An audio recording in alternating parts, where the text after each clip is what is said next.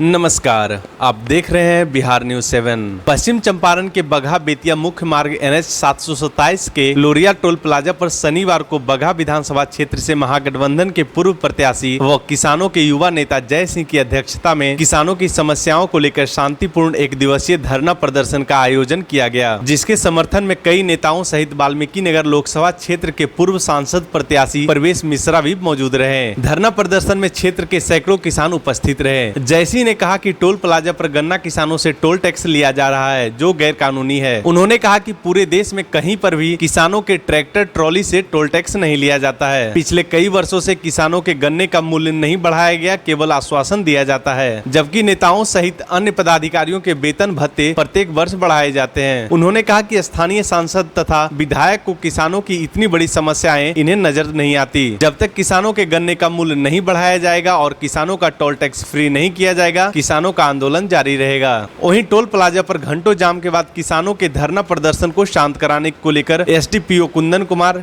DSR Ajay Kumar, लोरिया थाना अध्यक्ष राजीव रजक समेत पुलिस अधिकारियों ने उग्र किसानों को शांत कराने का प्रयास करते हुए किसानों से लिए जा रहे टोल टैक्स पर वैकल्पिक व्यवस्था करते हुए कुछ दिनों के लिए 45 रुपए की जगह 30 रुपए लिए जाने की बात पर धरना प्रदर्शन को समाप्त कराया।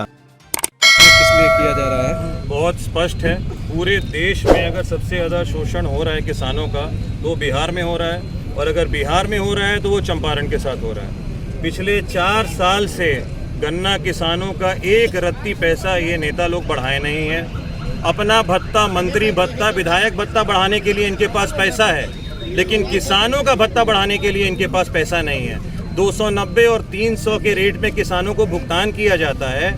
आज डीजल का रेट डबल हो गया, किसान के पास पैसा नहीं है, मजदूरी डबल हो गया, और उस पर ये नया वसूली वापस किसानों का। देश में किस टोल पर किसानों से पैसा लिया जाता है, जरा आप लोग मुझे बताइए।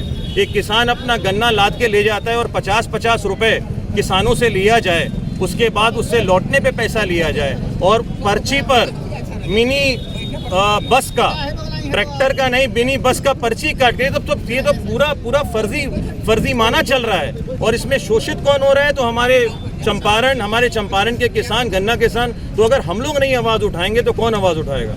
इससे पूर्व जो आप लोग के द्वारा जो बात हुई अधिकारियों से, उसमें क्या आश्वासन मिला? कोई आश्वासन नहीं मिला।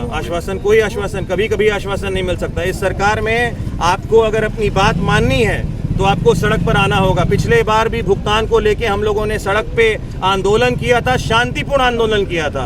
आज भी मैंने अपने समर्थकों को यही बोला है कि हम लोग शांतिपूर्ण आंदोलन करेंगे, लेकिन किसानों का ये जो शोषण हो रहा है चंपारण में, इसको बंद करने के लिए किसी न किसी को सामने आना पड़ेगा, और सारे किसानों के लिए हक की लड़ाई हम लोग लड़ेंगे। किसानों के लिए हम लोग यहाँ, किसानों की बात सुनता कौन है?